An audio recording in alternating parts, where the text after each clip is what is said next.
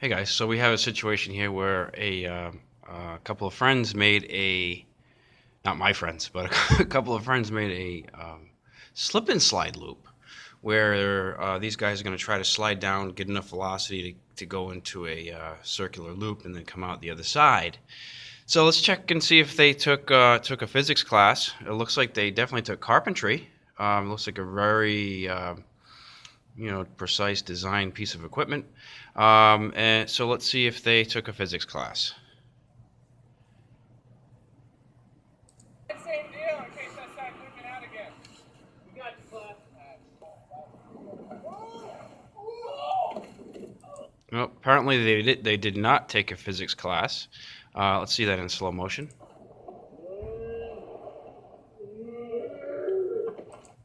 Wow. Okay, so there's a situation there where the guy did not get enough velocity to complete the loop. Let's figure out how to get the right size loop and then the right velocity. Okay, so I've drawn a picture of what the situation is here. So you've got the guy that's standing here. Okay, and he's going to go slide down here and go up, and hopefully, well, in this case he didn't, but hopefully he stays here and then comes out unscathed at the bottom. So had they done some simple physics, they'd realize that, well, number one, you have to know the radius of the circle or the loop that you're making. And from what I can see, the radius there is it's about 2.5 meters or so. So from here, the middle, to the outside edge is about 2.5 meters. And I'm taking a guess at his mass. It's about 65 kilograms. So the question is, what velocity must he maintain in order to stay in the loop? Okay, so if we look at this from a physics perspective, we'll say that here is the position of the person right here, okay, as they're sliding around the loop. So there are some forces acting on him.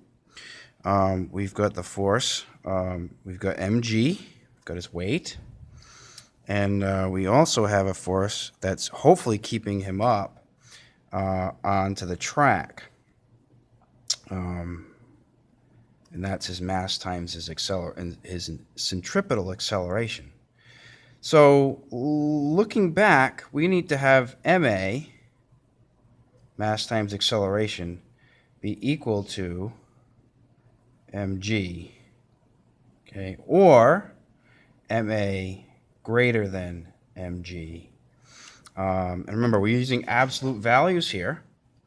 Okay, this helps us kind of weed out the negative sign here. So let's just check and see what's happening. Well, first of all, I see that when I do ma equaling mg, the m's cancel because we're using the same masses. So now we have centripetal acceleration equaling gravity. Okay, so this guy, if you watch the video in classroom, this guy ended up actually getting a bloody nose. It was pretty gross.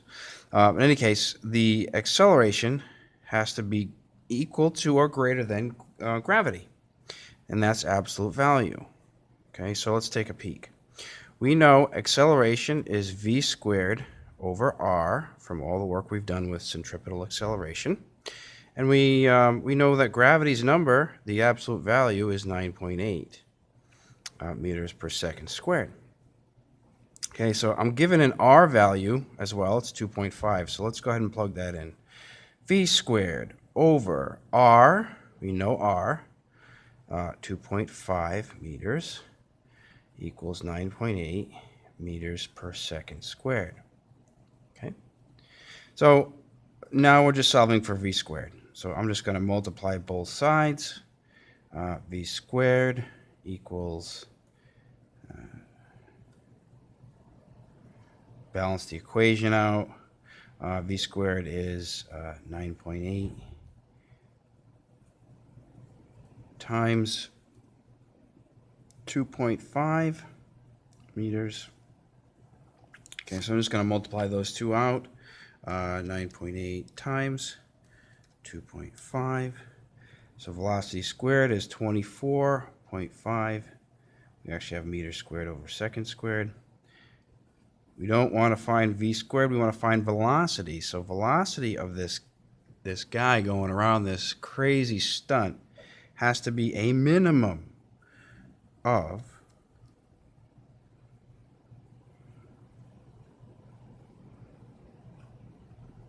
okay.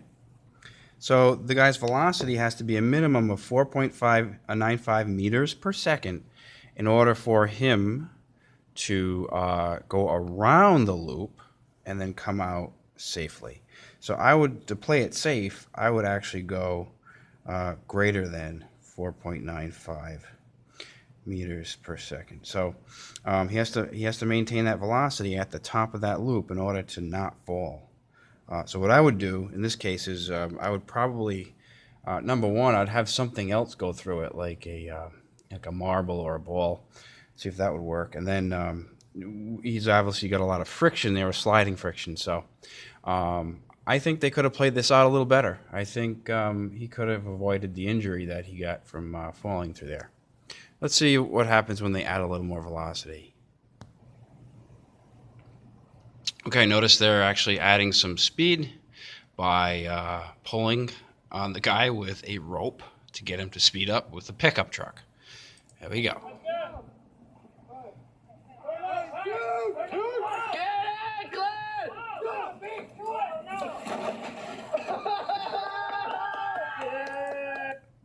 Okay, as you can see, you got a couple happy people.